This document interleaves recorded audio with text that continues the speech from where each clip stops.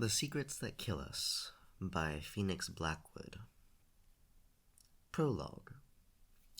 Fluorescent lights flickered overhead, making me squint even more than usual to try and see everything going on around me. The air smelled of overripe fruit. Just looking at the tables in the crowded classroom made me feel sticky. Trying to ignore the stares of students as I walked by them, I made my way to the back corner of the class and sat down. I started squirming in my seat due to the texture on the desk's surface. It was like someone had spilled a cup of fruit juice and let it dry there. A few kids looked back at me and snickered.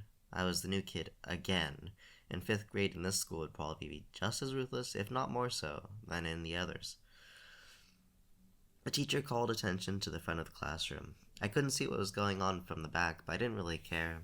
It was only a matter of time before they would place me in easier classes when they realized I had no idea what was happening in any of the standard ones. I'd already been held back a year. What's the point of trying now? Everyone already assumed I wouldn't succeed. Trying harder just got me a headache and sometimes worse grades. I loosely paid attention as the teacher droned on about the decimals and how to multiply them, which was funny because I still barely knew the difference between a fraction and a decimal. One's a dot, the other's a slash. I had no idea which one was which. The bell rang for lunch, and I made my way towards the cafeteria. A few kids pushed past me on the way there, almost knocking me over. I'd always been pretty small, easily lost in the sea of children in the hallways. I stared at the ground as I walked, the dingy, blue-speckled tiles providing a sliver of entertainment in an otherwise overall beige hallway. The cafeteria didn't smell great. It had a type of fast food scent with a hint of sweaty preteen to it. Grabbing a dry-looking piece of pizza and a bottle of water while in line, I went to sit at an empty table in the corner of the room. It was quieter there. The general buzz of conversation was overwhelming my ability to think. I got as far in the corner as I could, facing the room. No one could sneak up on me here. The pizza felt as dry in my mouth as it had looked, and I squinted while trying to chew my way through it. Much to my surprise, a girl came up to the table and sat across from me. She looked at me with a warm smile, and I glanced at her briefly before looking back down at my tray. She was pale and had dirty blonde hair, almost looking like a ghost next to my freckled brown skin. Her eyes were the brightest green I'd ever seen, and she was wearing a light yellow sundress with a bow in the back. She seemed so comfortable in the environment, sitting in the middle of the bench, not caring who was behind her. Her gaze fell on me as if she was unaware that anyone else was in the room. "You're new." Her voice was soft and warm, just like her smile that curled up on the edges, almost like a cat's. I didn't say anything. Instead, I stared down at the pizza and attempted to rip off another bite. She let out a small giggle, and I looked up at her, not sure if she was laughing at me or how ridiculously shitty this pizza was. "I'm Alex." I tipped my head up at her slightly to acknowledge the greeting, still unsure of her motive. "You should really avoid the pizza on Fridays. They just cook a huge batch on Monday, so it's the same reheated crap for the rest of the entire week. That slab you got there has been reheated at least 4 times. I looked back down at the tray. It seemed impossible to make pizza that dry, so her explanation made sense. I looked back at her and narrowed my eyes, still wary of how friendly she was being. After her kindness, I figured I should at least give her my name. "Liz," the word gruffly escaped my mouth. "Oh, so you can talk. I was starting to wonder." She let out another giggle, hunkering down in the seat and beginning to pick at the limp french fries she had on her tray. I pushed the pizza away, my jaw hurting from trying to get through the 2 bites I had taken. Plastic scraped on the table, and I looked over to see the other girl pushing her tray closer to me. Her food selection didn't look a lot better, but it didn't look like my teeth would fall out trying to eat it. There were the soggy-looking french fries, some yellowish apple slices, and some chicken nuggets that probably weren't even real chicken. "We can share." I still didn't understand why she was being nice to me, but I felt a sharp pain in my stomach as I grumbled, begging for something to subsist on. Picking up one of the apple slices, I muttered thanks as I bit into it. The gratitude was barely audible to myself over the chatter of the room. She smiled at me again. "People are usually jerks to the new kids, especially halfway through the year. We can be friends if you want. I'll at least try not to be a jerk." The end of her sentence had a slight sarcastic tone to it, but she seemed genuine enough. I was still looking for any ulterior motive she would have for talking to me. Something told me that she liked the project of winning over the gloomy outsider. "Okay," I conceded. She held out a hand. "That means we look out for each other. I've got your back. You've got mine." Shaking her hand, I avoided eye contact. If only she knew how much trouble I'd be. Chapter 1. High school wasn't much different than middle school, other than things being less sticky and more dingy. I had made it through freshman year by the skin of my teeth, and now the daunting task of sophomore year stood before me, halfway accomplished. The guys were a lot more obnoxious, graduating from senseless teasing to aggression in order to fill their newfound need for overbearing, toxic masculinity. I rolled my eyes as I walked past a group of guys pushing each other around, proving my point. At least I wasn't the new kid this time. I'd somehow managed to keep up with the class and graduate. I had made it through a year and a half of high school without being held back. It was still a constant struggle. When I got to my locker, I squinted at the paper I had been given for the code, bringing it closer to my face. Contacts weren't cutting it. I really needed to wear my glasses. But damn, did I hate them. After a few different attempts, I managed to get the right numbers and threw the books I didn't need in. They made a loud slam as they hit the back of the locker. Another metallic thud a few feet away this time. There was another group of boys pushing each other around. My eyes rolled until I heard a shout from a kid I couldn't even see. I craned my neck to get a look. He was on the ground and the group of kids was focused on him. As I narrowed my eyes, one of the bigger guys kicked the kid in the stomach. My blood boiled. I threw my bag to the ground and walked over to them, pushing the guy that had thrown the kick out of the way. He slid back and hit the locker. "What the fuck?" His face turned a bright red as he faced me. "Leave him the fuck alone," I warned with my tone flat. "Stay out of this, bitch." He shoved me and I took a step back to steady myself.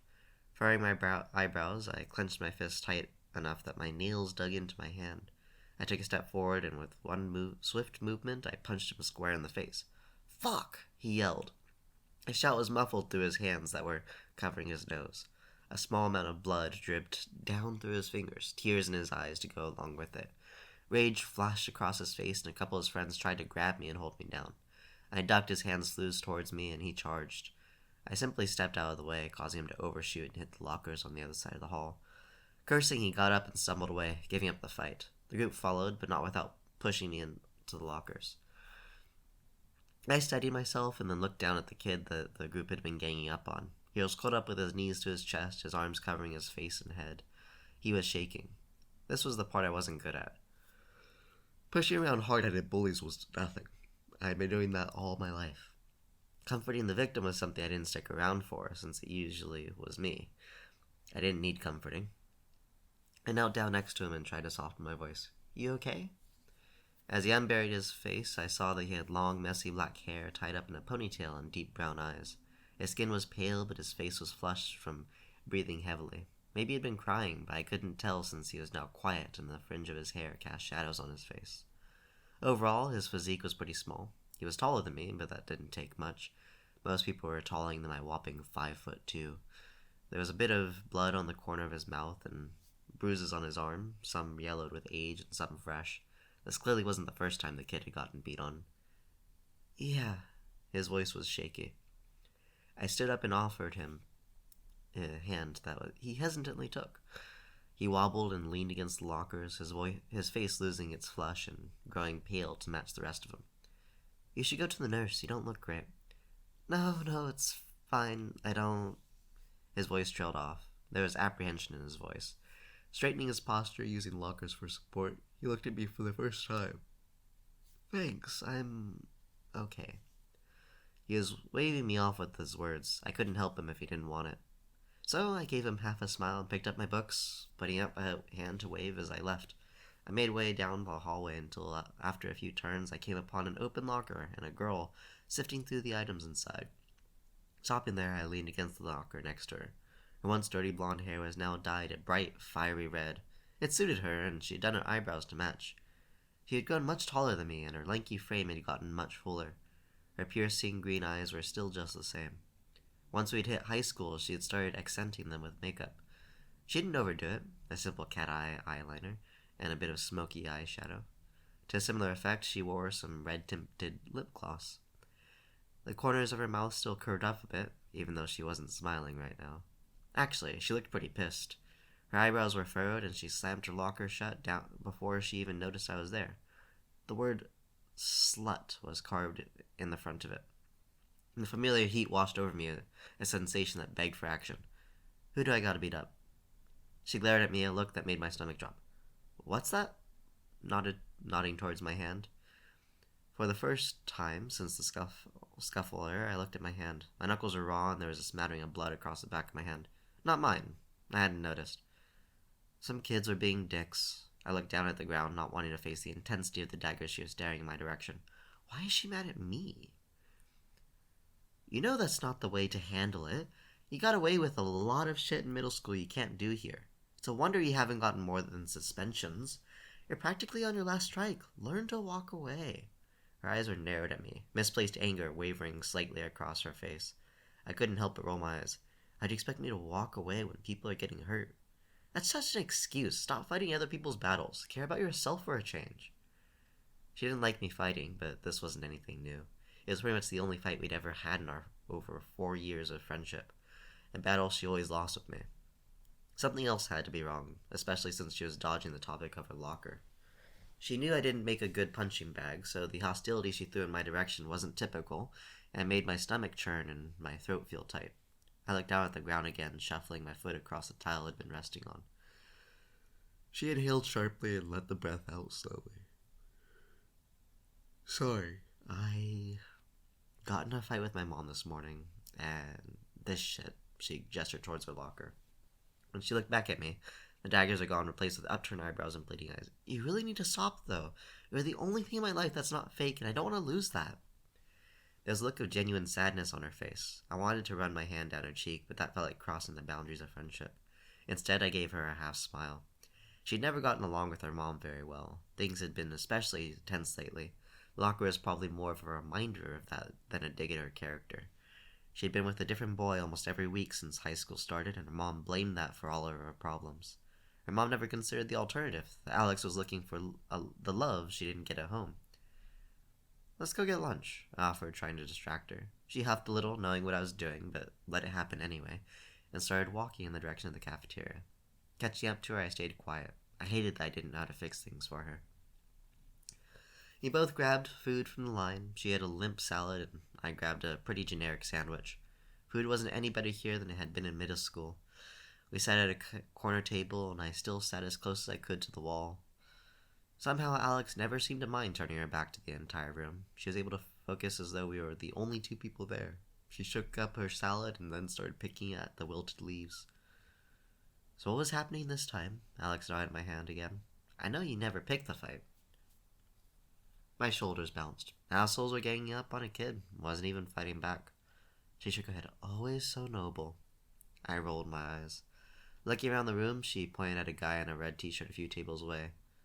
He wasn't one of them, was he? No. Why?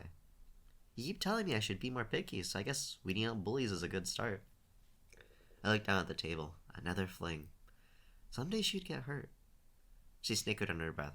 How come you've never dated? If you put in the teensiest bit of effort, you'd be able to get any guy you want. She gently pulled my long, deep brown ponytail over my shoulder and dropped it. You're gorgeous. My face got so hot and my skin crawled a little. Something about her saying that made me feel tingly inside. My curves didn't suit me as well as hers did. At least, I didn't think so. My chest had grown heavy, which didn't do anything but hurt my shoulders and attract attention that I despised. I wore oversized sweaters to negate the latter issue. Because I exercised pretty frequently, I had a muscular frame that my wide hips tried to contradict. My hair was long only because I hated the idea of sitting in a chair while someone stood over me with a pair of scissors. The only feature I didn't hate was my strong jawline, but that was the only one guys weren't keen on. She was right. I could get any guy I wanted. Problem was, I didn't want any guy. You could do literally anything with your hair and then wear clothes that actually fit. Boom, boyfriend.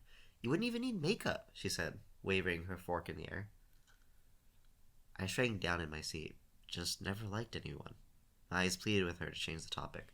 She laughed. Who says you have to actually like them? You're the most cynical person I've ever met. You can't tell me you buy into that true love bullshit. Let me set you up with someone. I didn't answer. I didn't know how to answer. Studying me, she tried to find a reaction to what she had said. Her face almost looked as confused as I felt. Giving up, she shook her head again. Sometimes I don't get you. Exhaling sharply, I pushed aside the sandwich I hadn't even touched. My stomach hurt. I was done with today. Alex turned her attention to the room and smiled, waving as a tiny, skinny blonde walked by. I looked up and back down again. It was Seth, my adopted brother. He was a junior, and we pretended not to know each other at school. He and I looked so drastically different that just knowing we were from the same family, people would know that at least one of us was adopted. He was tall and lanky with deep blue eyes and the lightest blonde hair a human could naturally have, barely a shade darker than his porcelain skin.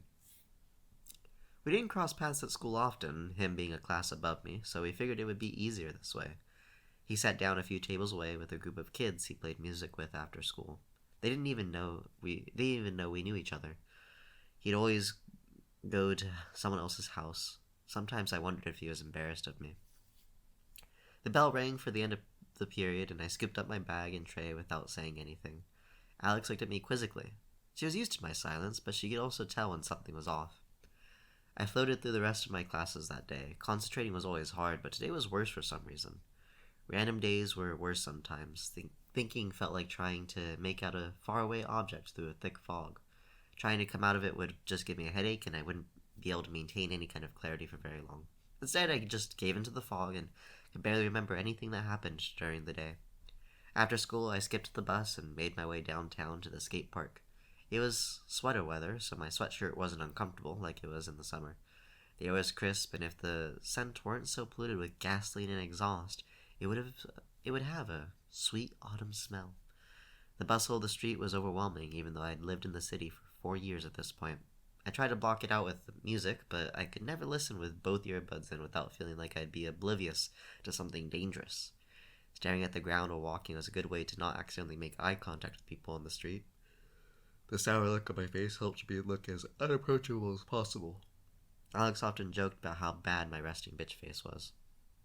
I had my hands on the wood grain on the bottom of my skateboard as I walked. It was a nice feeling, one that was familiar and soothing. Skating was probably the only positive activity I'd engaged in consistently since I was around 10. Positive was subjective, I guess. Mom always reprimanded me because I refused to wear a helmet. The characters that hung around the park weren't great, but most would consider me one of the bad ones anyway. I came upon the chain-link fence that enclosed the skate park and walked in, dropping my board on the ground. Skating around obstacles, I felt a little calmer as the wind blew against my face. The low ponytail I kept my hair in fluttered as I dropped down ramps and went over jumps. I was still intensely aware of how many people were around me, but I felt more untouchable when I was moving through the park on my board. The sun started to lower in the sky, and I slowed down to take a break. "Hey!" someone yelled across the park. My head snapped in the direction of the sound, and I saw a recognizable figure approaching me. This time, his jet black hair was brushed out of his face in a bun on the top of his head. He'd cleaned up the blood that had been running down his mouth. There wasn't any hiding how bruised his arms were, though. I stopped and watched him as he approached. "Thank you, for earlier." I gave him a nod in acknowledgement. He seemed a lot more confident in this setting, his shoulders back as he stood up straight to face me, rather than hunched over as he'd been earlier. "I'm Jeremy. It's weird I've never seen you before. It's a nice-ass board and you skate like you've been at it for a while." I shrugged.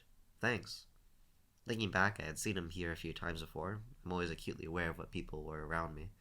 I didn't tend to retain that information for later encounters. "It's Liz." Giving him my name felt appropriate since he'd done the same. "Sorry I brushed you off earlier. It's just that every time I go to someone, things just get so much worse." Looking at him, the gears in my head started to turn. I knew the signs. "Come here," I said, nodding in the direction of a bench towards the back of the park. He raised an eyebrow, but followed and sat down with me anyway. I leaned my board against the bench and sat cross-legged. He apprehensively set his board next to mine. His look decent. Not a cheap department store board, but not as polished and cared for as mine. He was careful about leaving space between us when he sat, like he was trying to avoid sitting too close.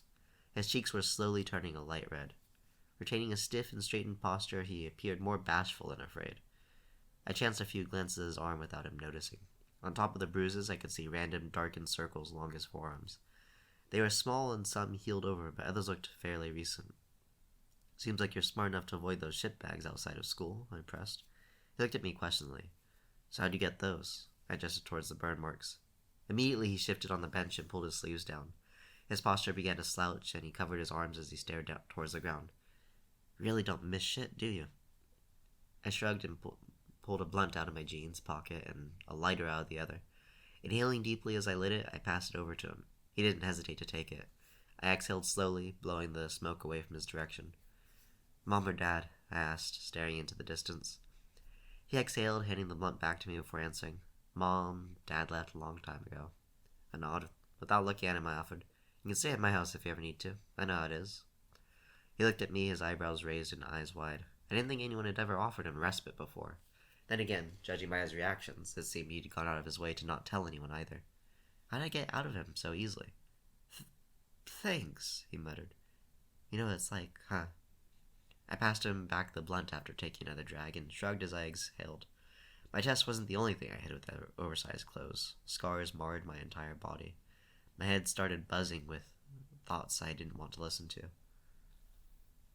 How long have you skated for? I asked as he passed the blunt back, wanting to get the attention off of me. 3-ish years? I was mostly looking for a way to get out of the house. How about you? 6. Damn, no wonder you're so smooth with it. I chuckled a little. No one had ever referred to me as smooth before in regards to anything. What? He asked. If you knew me, you'd never call me smooth. He looked at me up and down before responding. Can I? Know you?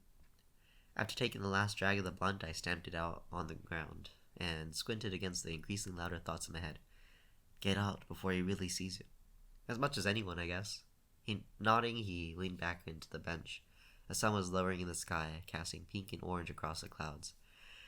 Day crowd beginning to leave, I spotted a familiar figure in the back corner of the park. Giving Jeremy one last glance, I stood from the bench, picking up my board.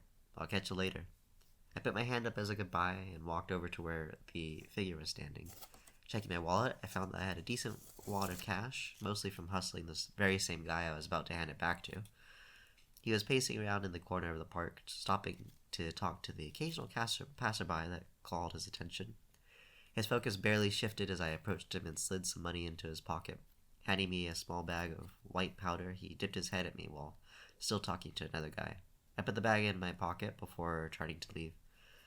Weed lifted the fog a little, but this would put a stop to the screaming in my head that had grown increasingly louder since I had stopped skating.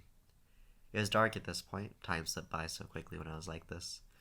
The streets were less crowded with cars on the walk home. A sour smell of gasoline still lingered in the air as I made my way down the road. After about a 10-minute walk, I arrived at a 2-story house that was painted light yellow with white trim. I dug keys out of my pocket and locked the door, taking a step inside. The smell of stir-fry hit me in the face as I shut the door. Hey, kid. His voice was smooth and calm. Seth always felt the most at home in the kitchen. Thank God, because Mom couldn't even boil water. She always told me that her medical degree supported a lot of takeout and contributed to her lack of time to attempt cooking. Hey, I muttered. He slid a plate of the stir-fry across the counter towards me. I didn't feel like eating, but I was hungry from skipping lunch, and Seth's food always smelled so damn good. Leaning my board against the kitchen island, I sat down on one of the stools. The food was sweet and spicy and full of vegetables and herbs. Seth grabbed himself a plate and sat down across from me. We ate in silence. It wasn't that we didn't get along. Seth and I actually had a pretty good relationship. Both of us enjoyed the quiet. He knew I didn't like unnecessary chatter and always took the time to focus on enjoying food when he ate. I finished while he still had half his plate left. After placing the dishes in the sink, I turned around and grabbed my board. Thanks, I said while walking upstairs towards my room. He answered back. Opening the door to my room, I turned the light on. It was a floor lamp with a dim bulb. It illuminated enough of the room that I could see what I was doing, but it wasn't needlessly bright. I had my hand along the glass of my fish tank as I walked by it. The tank contained my beautiful speckled white and orange and black koi that followed my hand. Sometimes I just sit and watch him for hours. I loved the way the light bounced off his scales, reflecting golden sparks back into my eyes. After putting my board down in the corner, I pulled the bag out of my pocket and set it on the desk against my wall. From my dresser, I pulled a hypodermic needle, an alcohol wipe, a spoon, and a lighter. I set the syringe on the desk and changed into my pajamas. Afterwards, I sat down and picked up the bag. As I inhaled deeply, I prepared the substance for injection and wiped my left forearm with the alcohol wipe. I pulled back on the plunger of the syringe to retrieve a dose, then injected it into my arm. Getting up to throw the syringe away, I hid it under some trash in my bin along with the bag. My bed was a slight modification on a window seat.